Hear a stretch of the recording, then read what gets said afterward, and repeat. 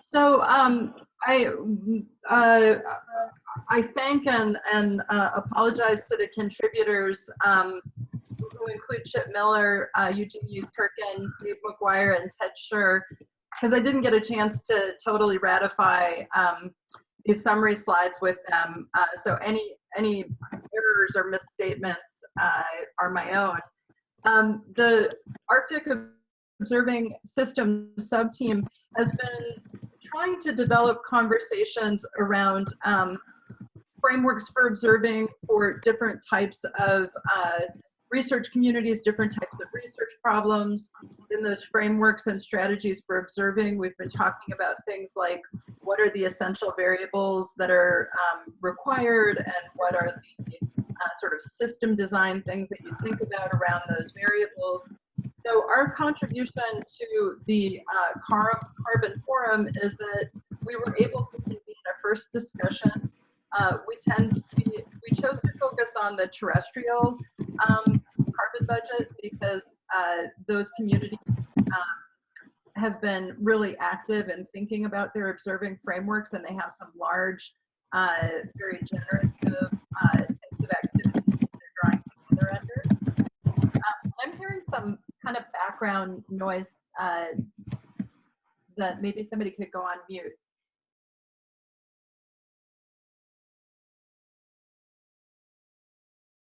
Emily's notes online are an excellent summary. There's a couple of really good presentations. I drew from those and some other background material. Will also generated a really nice cross-cut summary of how NSF is investing in these.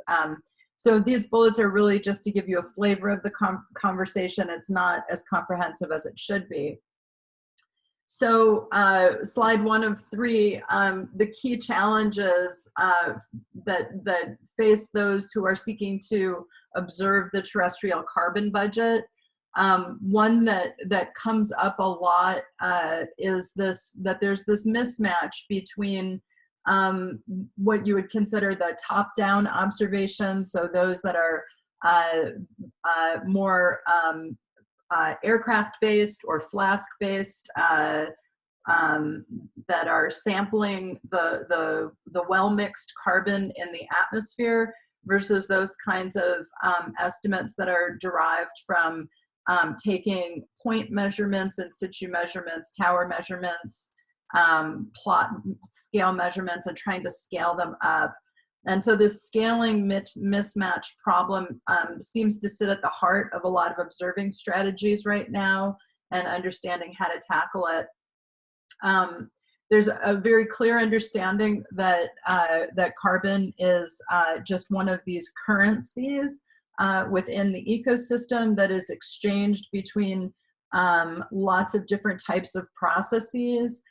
There are a lot of scientific specialties that have evolved to observe carbon, either in soil or in the atmosphere or in liquid forms, and that they all have evolved different practices, and now they're seeking to understand sort of how those individual observations are coupled together, taking more of a holistic view. There also is a strong need for well-described background things like landscapes, carbon contents in soils, permafrost carbons in soils, what the pools are,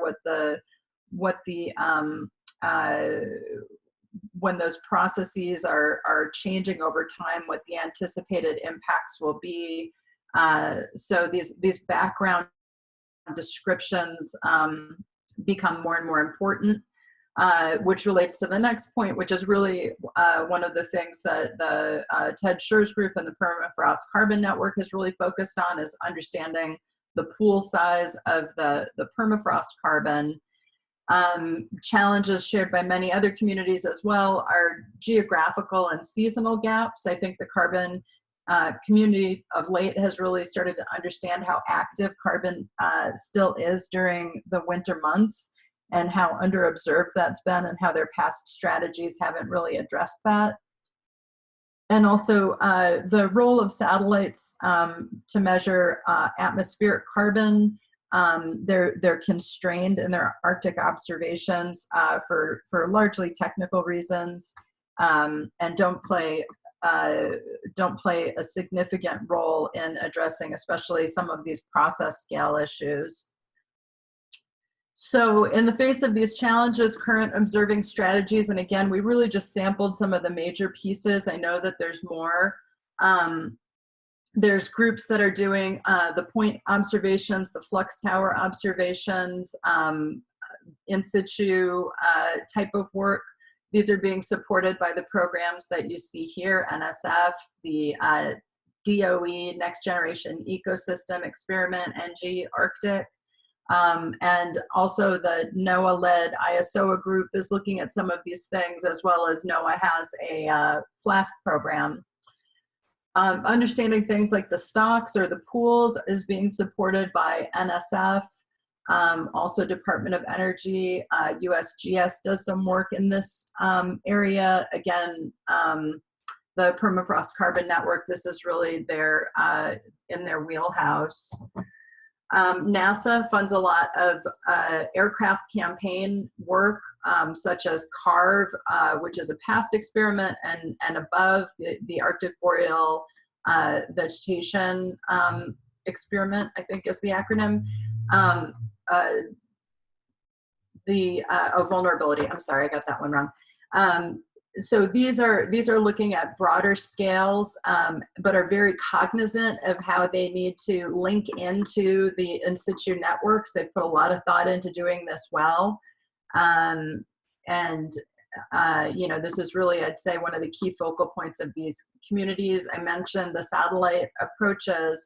And then importantly, I think these communities are all really focused on synthesis efforts right now. It seems like there's a sort of a regrouping with many large efforts going on and much progress that it appears has been made in the last decade, that it's time to pull some of the pieces together and understand the known knowns and look towards the future observing system based off of some of these synthesis efforts. So I just list a few here.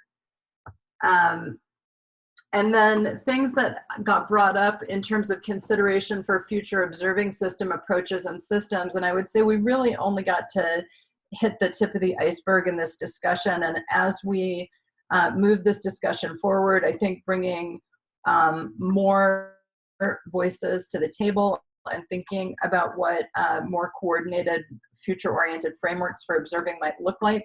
These were some of the points that were brought up.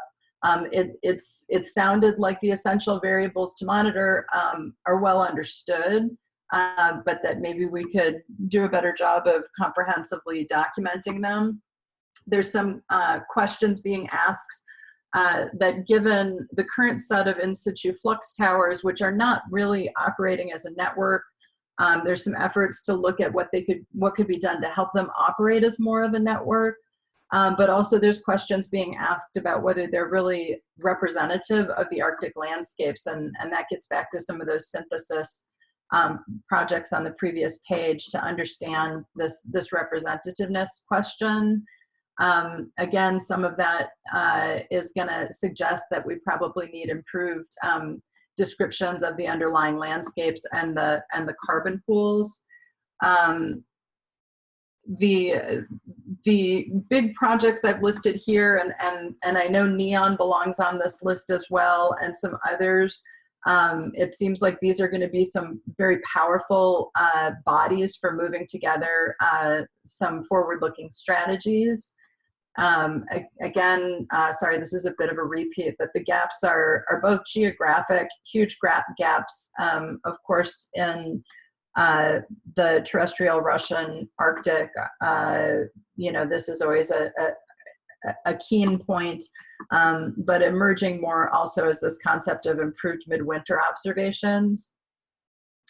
And then just borrowing some language that Chip Miller had put out there, the future strategy is probably going to build off of what's being done now, which is really what he called a tiered approach from the in situ through maybe broader tower-based approaches, tall tower-based approaches, aircraft approaches, and then ultimately an improved role for the satellite work.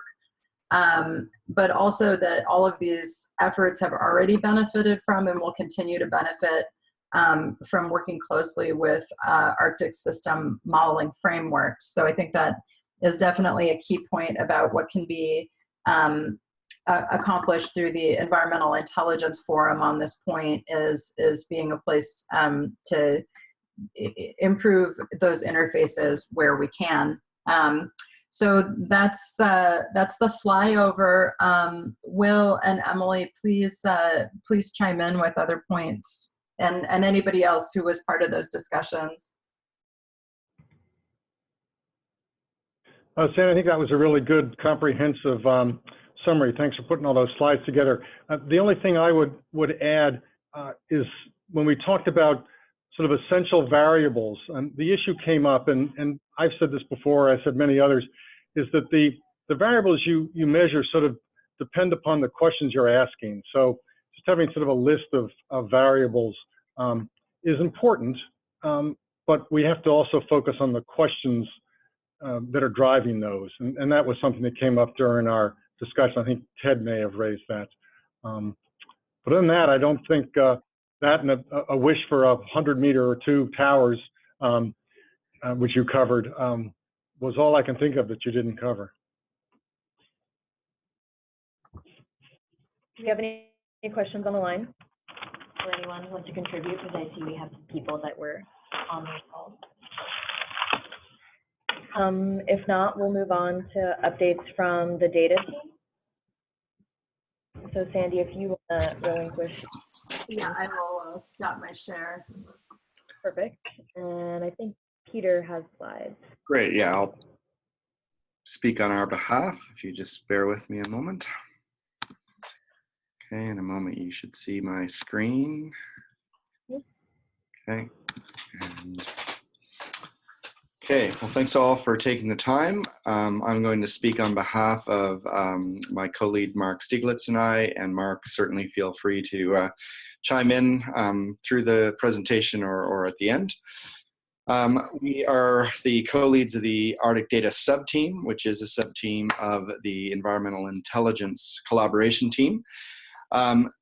In keeping with this general idea of intelligence rather than strictly thinking about data, a lot of what we do in our sub-team is focusing on applying cyber infrastructure and technologies and so on, along with the data to improve capabilities for integrating and blending. So again, we're not thinking strictly in identifying data resources or figuring out how to improve data download and things like that.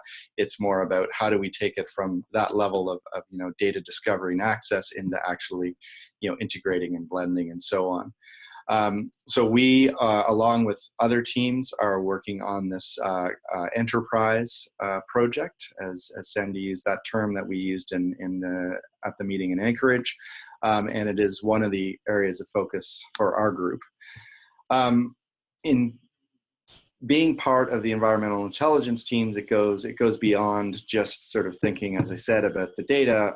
We're starting to think about what does it mean to integrate, what does it mean to be part of an intelligence process. This is an old graphic, and I think Emily provided the updated version in her presentation, or it was presented earlier. So we're thinking in those ways, and we're seeing the Carbon Budgeted Initiative as one way to sort of guide our thinking or just really test out this process of trying to engage different members of the IARPC community, because we do have many different members, of course, all of the different agencies, and we have people ranging from operations to research to community members and so on. So I think this idea plus just IARPC as a whole is really helping us to sort of enhance this effort to try and bring data together and think about the integration aspects. There are many different performance elements. I won't go through the details here, but in particular, section 9.4 of the plan that Sandy referred to, the 5-year IARPIC plan, links very much to the type of work that we're doing. That said, there are many other points of connection throughout the plan as well that show up in other performance elements.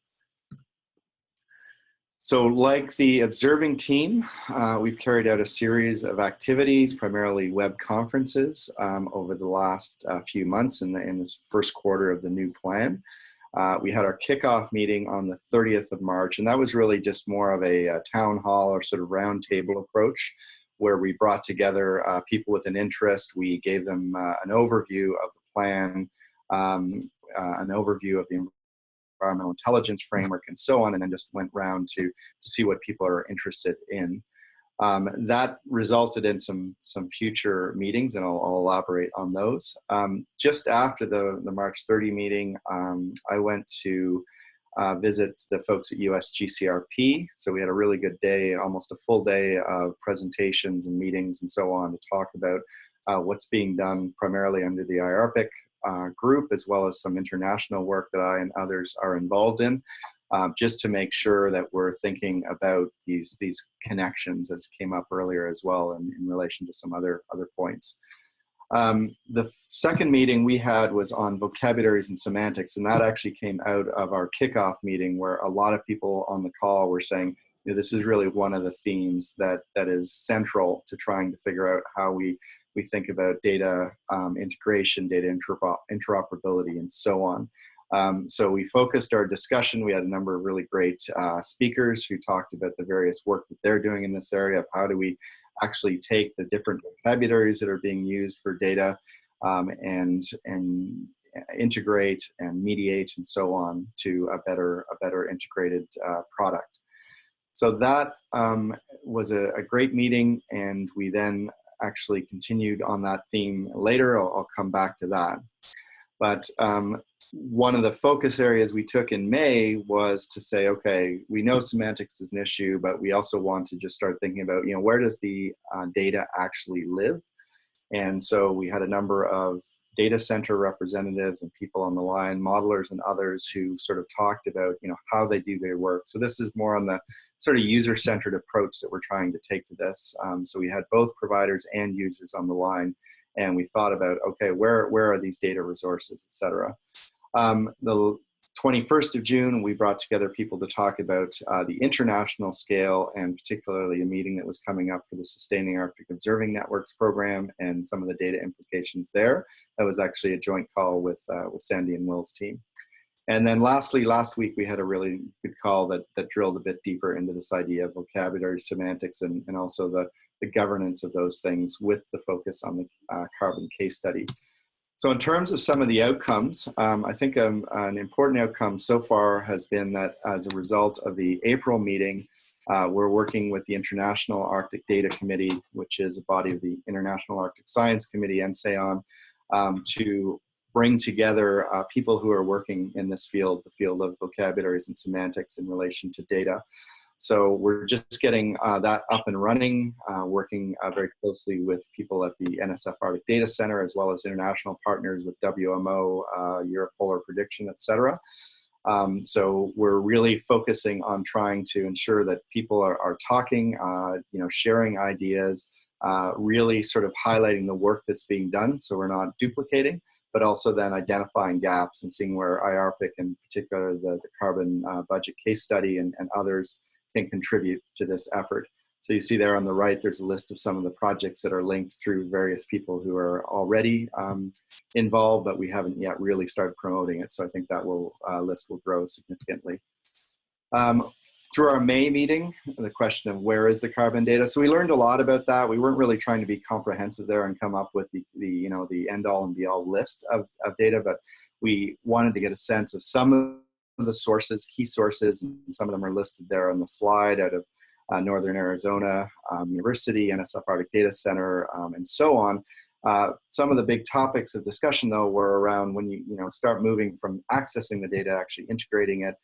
Quality assurance and control needs to really be a community-wide discussion, because that's the type of processing that needs to happen, but without a really good sense of QA, QC, and standards around those areas, it can be really difficult.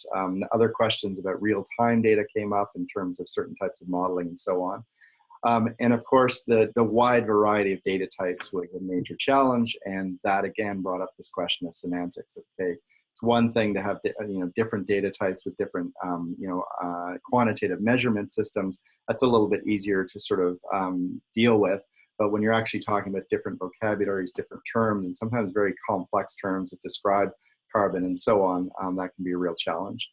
So that's where we went to our July meeting that I mentioned last week, where we really got into the details of people working specifically or potential to work on carbon semantics. For our June meeting, there's a lot of good discussion there about what's happening at an international level. It was specifically, focused on SAON, but I think we brought up a lot of really big issues and broad topics that relate to a number of different initiatives. And so, there are a number of different initiatives out there on the international scale that are in some way or other touching Arctic data, polar data, et cetera, and various policy drivers and so on. And they're existing in what I think of as an ecosystem, of connections and a network. So we have to figure out, where this initiative as well, the carbon initiative, sort of fits within that global scale. And I think it fits well. And as we saw, I think at the SAON meeting at the end of June, I think we can really play a leadership role in that area and help to sort of show what we're doing and how it can connect to creating global models. We do have challenges though in terms of scale. How do we connect the local scale, which is important, right through to the global scale and everywhere in between? Ideas of resourcing models. So where do the various resources come from, given that a lot of these things are global, but in importance and in interest, but much of the work is actually funded nationally and all of that type of thing. So I think that was actually a really productive meeting for a number of us who were heading off to the SAON meeting, and also brought to light some really important issues.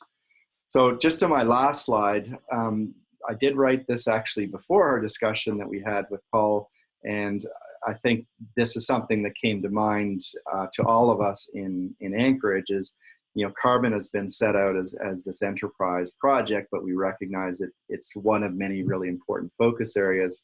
For the data group, there are others planned and possible. So we're seeing carbon as a sort of long-term, 5-year initiative that's going to be a constant part of what we're doing, but it's not going to be the only thing that we're doing. We're also talking about engagement with, big topics like food security, but bringing that down to a manageable scope. Things like harmful algal blooms have come up, and a number of other different topics. But I think the carbon budget focus is a really important one because it provides us a focal point, and it's very productive in that sense. And we've already found that, some of our calls have been really useful and productive calls because we've had something tangible to focus on. For us as well, we're seeing, this process as much about community building as we are the data themselves. So the big challenge for anyone who's worked in sort of data and trying to do it at a larger scale and bringing together different entities and so on is that it's really a challenge to bring people together to try to work together from different agencies, different groups, et cetera, unless you do have some sort of focal point that they can all buy into and all get some value proposition out of. So I don't think, carbon will necessarily do all things for all people, but it does help with at least a subset of our population.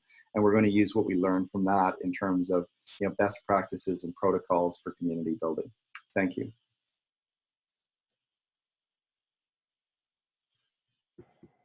Great, Peter. Thank you very much.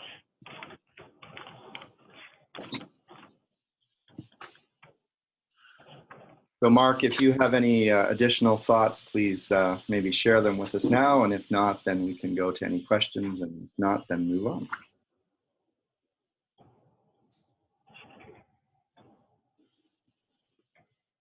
Mark, you're muted if you are speaking. I was just saying that was really good, and we can go to questions. Okay, great. perfect. Thanks.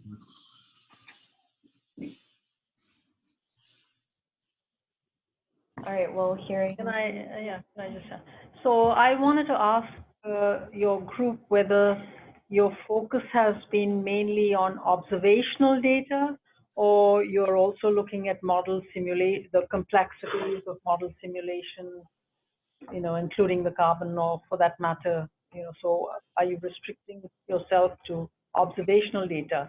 If so, that's fine. I just wanted to know. I was just curious. So far, we have, and it's just complex enough of an issue on its own that we haven't moved to really what would be the next level, which would be the models. And it's something to talk about. I think, you know, once we get a handle on some of the observational data, maybe we can go there. But I think we'll stay with the observational. I don't know, Peter, what are you thinking? Yeah, I mean, we're taking an approach sort of borrowed from the software development world called Agile, which is iterative. So try and bite off a small piece, you know, do what you can with that to whatever effect, and then think about sort of the next level. So for now, we're looking at that, and we're also thinking this is on a fairly long time scale, so the 5-year time scale. And so I don't know exactly when, but we have certainly discussed the model side of it, because that, of course, comes up. You know, what do you actually call data? You know, we've had discussions about the levels 0 through 3 kind of thing when you think about satellite data. You know, are you talking about the raw data off of the sensor or some sort of product? So it's really hard to even define what observational data is versus modeling sometimes. But for now, we're sticking towards the observational side, but recognizing our need to go towards the modeling side as soon as we're able. This is Ted Schur. I wondered if I could have a question, and this question might be at the highest level, and so it could be tabled for the next presentation. But in terms of the environmental intelligence working group at IARPC, I'm thinking about the first slide that Peter showed, and it sort of talked about data and the organization of data, and then the sort of communication of data to decision makers where it could be used and implemented, and then that being an iterative circle. I'm wondering what the environmental intelligence group sees themselves doing in terms of that circle. Are they adding value to all parts of that circle, which Peter's presentation made me think about, or are they focusing in on any aspect of that? And I think about IARPC being sort of a collection of mainly, or organized by agency people with interactions with the broader community. And so maybe that's the heart of my question, wondering what aspects of that cycle is going to be the domain of the team. And maybe the reason I think about this is I think at the community level, there's a lot of organization and synthesis and work gone on Arctic carbon. I won't say that the entire cycle of handoff for that information to decision makers is complete, but I'm just wondering what the sphere is for the group. So that was a little bit long-winded. Maybe it's a question to Jeremy, or it could be tabled to the discussion afterwards. But Peter, I'll throw it to you. Well, I'll start. I have a few thoughts, which is that I see this as a cycle and as a system. So, you know, we see this time and again, whether you're in the observing group or whether you're in the data group or in the modeling, is you're constantly talking about those other elements. And then if you're thinking about it more holistically, you're constantly thinking about, well, how does this apply to global systems, how does it apply to natural systems, et cetera. What we're trying to do, and Jeremy and others can explain more on this, is in this plan, we moved from a model where we had these very separate teams of data, modeling, and so on, and that's where the environmental intelligence umbrella came from, so that we can really start to work together. I don't know that we can say exactly what we'll do across the whole thing, but I know on the data side, most of what we're trying to do now is establish these connection points so that we're not seeing it as this data silo. So yeah, Jeremy and others, if you have thoughts as well, please go forward. Sure, that's a great question, Ted. What I see the value of the overarching environmental intelligence team is to make sure that the 3 sub-teams stay connected and stay integrated with each other, and then particularly to do the assessment piece, which is the the fourth box in our environmental intelligence cycle. It's the environmental intelligence team that's going to be looking back to see how effective the three sub-teams were in pulling all the information together and meeting the needs of whatever stakeholder or whatever societal benefit area we have targeted. So, we think of ourselves as the catcher's mitt that's behind the activities that the three sub-teams are doing to make sure that we are being responsive and efficient to meeting those societal benefit areas that we have identified. And so if you look at the slide that Emily has just pulled up here with the environmental intelligence cycle, I see the EI team in that box of assess responsiveness to stakeholder needs. That's where we're positioning ourselves right now to then move in back to the start of the cycle again as we go into the next round of decision support, whether we need to refine something or whether we say, look, we've answered this question or we've addressed this vital benefit area, it's time to now move on to the next piece. To what extent do we have stakeholders involved in this process? So we want to be communicating with those stakeholders up front, right? Before we ever start. So that's why the decision support and provide options for actions is the start of the cycle, and that's where the stakeholder engagement begins, and then everything is driven from there. We start there and we wind up there. Right, but I guess my question was, with respect to carbon, where are the stakeholders around the table? So right now, we are thinking about our stakeholders in sort of an abstract sense. We're thinking about wildfires, we're thinking about ocean acidification, we're thinking about the parts of the carbon budget that we know that there are stakeholder needs out there. Now, as we refine this, it's time to get those folks here and those communities talking to us now that we're starting our way into the cycle for the first time. Yeah, that was my point.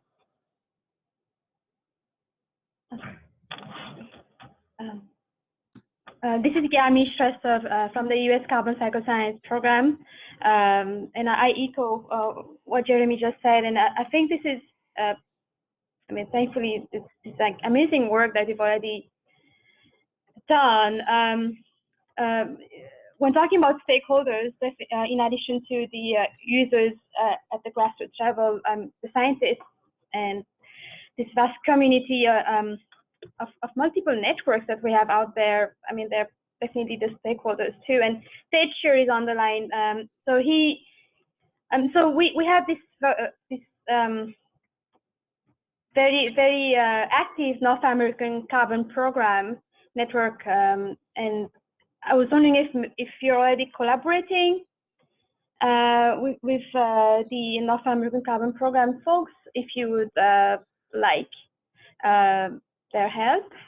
If you're seeking information about existing data sources or data in the Arctic, not necessarily just focused on North America, but in other countries also. I think there are resources that we could link you with, and I think we'd be happy to collaborate. And we really appreciate that offer. And I think to a certain extent, because this community is so small, most of the people that are participating in this IARPIC effort are also North American Carbon Program people. So we've almost got the cross-fertilization baked in. We just need to make sure we're coordinating at the research objective level and that final integration level. And I'm thinking the information that you've already collected and that you're in the process of collecting, and all, this environmental intelligence cycle, I think this all would be very helpful for the next steps in strategic planning that we're conducting for the North American Carbon Program. You may be already aware of the fact that the U.S. Carbon Program and the North American Carbon Program operate under the USGCRP strategic plans and also the community-derived carbon cycle science plans. So we have these strategic plans that we already have under our wings, but we're constantly updating our priorities, and we're also in the process of updating the North American Carbon Program implementation plan. So I think this information would be very helpful for that strategic planning activity, if you're willing to share. your work. Yeah, absolutely. Oh, yeah. And that's another key sort of collaboration point that Yes, we need to make sure that we're definitely. paying attention to and just being efficient as we Yeah, possibly yeah. can. It is amazing work.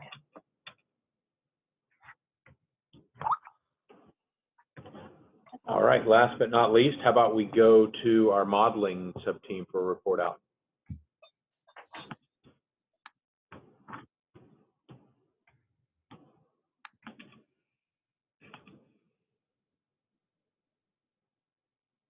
Renew, I just unmuted you if you're speaking. I see you're sharing your screen now.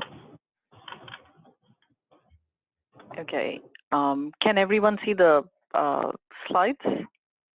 Yes, we can. Okay.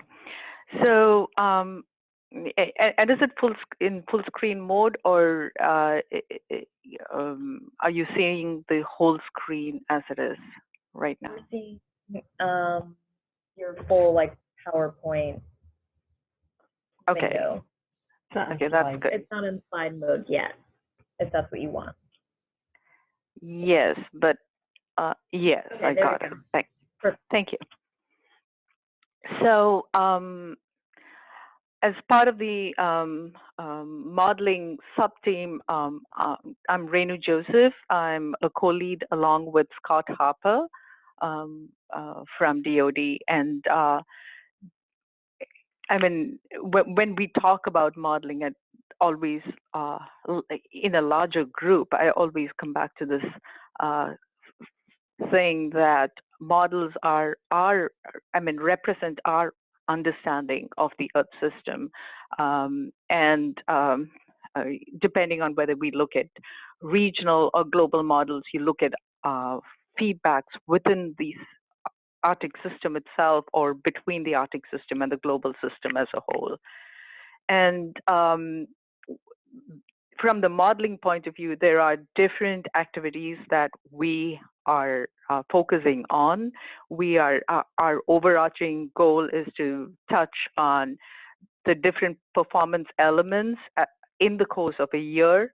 And for this particular call, because the focus was on carbon, I just focused on the one call that we've had that had a carbon focus, and that was last week. Last week we had presentations from Bill Riley, who represented DOE's Next Generation Ecosystems Experiment for the Arctic, and Abhishek Chatterjee, who talked about NASA's Above campaign. Now, the reason we chose these two topics was because of the similarities across the two efforts, and essentially we focused only on the terrestrial part of the carbon budget here. So with respect to similarities, things that emerged that was obvious to everybody as a result of the presentations was the emphasis on the observational, the process knowledge component, the model development activities that are going on in both activities, as well as the benchmarking activities, both above and DOE's NG activities have as part of it a need or they are developing benchmarks that can be used to evaluate models.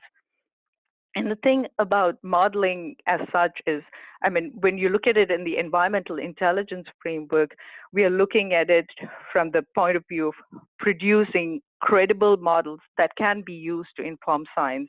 And that's the overarching way in which we are looking at modeling as a whole. So in terms of looking at what the challenges and opportunities for collaboration across the interagency arena that emerge from the carbon focus, I've borrowed extensively from presentations of Abhishek and Bill Riley, and I've also included discussion points that have come up. So this is something that Abhishek Chatterjee showed about the Above campaign, how as part of it, they did a survey of 20 modeling groups trying to figure out what their needs were from the observational and the measurements groups. And you see all the important topics like soil carbon, GPP, PFTs, litter, and so on. And that was one of the needs and challenges and ways in which we can collaborate across the environmental intelligence portfolio and also across all the agencies as we move forward. The other thing is something that actually Sandy also touched on was the fact of scaling between observations. Most observations are point measurements, and then you have the heterogeneity that needs to be addressed when you scale across it, both from the point of view of models, observations, and the link between both. So that was an important point that came out. And it also was highlighted as part of the NG Arctic activities, where NG Arctic has different ways of approaching the scaling issue, but it is still an issue. But ways in which you can look at reduced order models or parameterization directly, or coupling between fine and intermediate scales across models, making the link across models. And so scaling naturally emerged as one activity that needs a lot of work.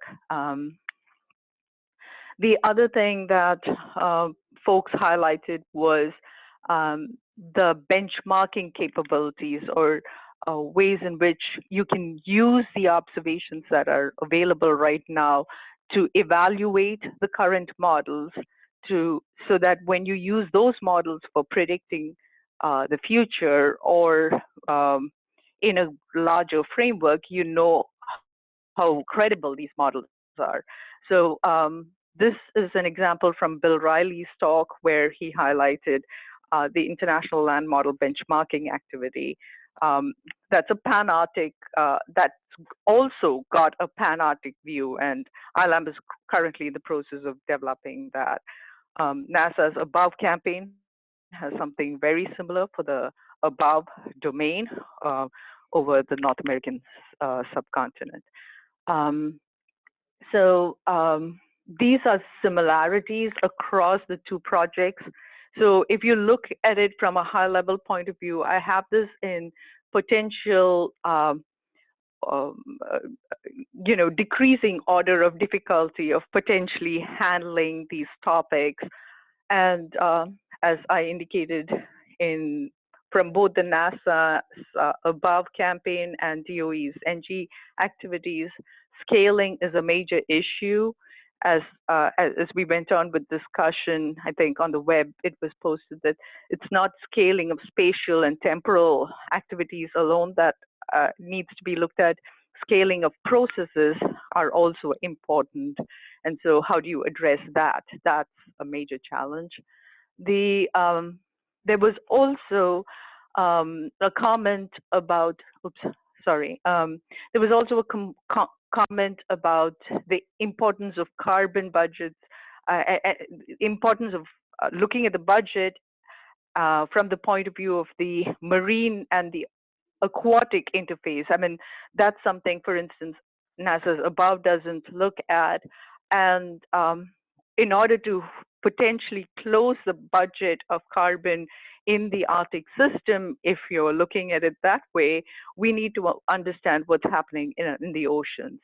So both Abhishek Chatterjee and also a comment on the web indicated the importance of looking at more integrated presentations into the future, where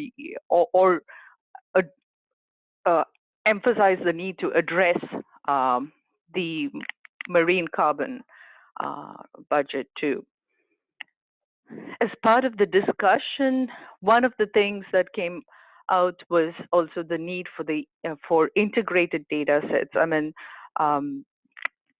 for instance, the example that was given was you have soil data at different locations and different types of soil data that's available.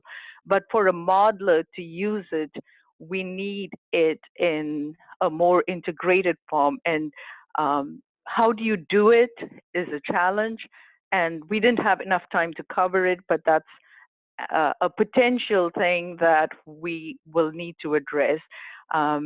This can also be looked at it from the point of view of developing metrics to evaluate models. So if you're looking at soil carbon, if you're trying to develop a metrics for soil carbon, maybe you can develop the integrated data sets, but who does it and how many agencies come together and working on that is something that would be nice to explore and think about.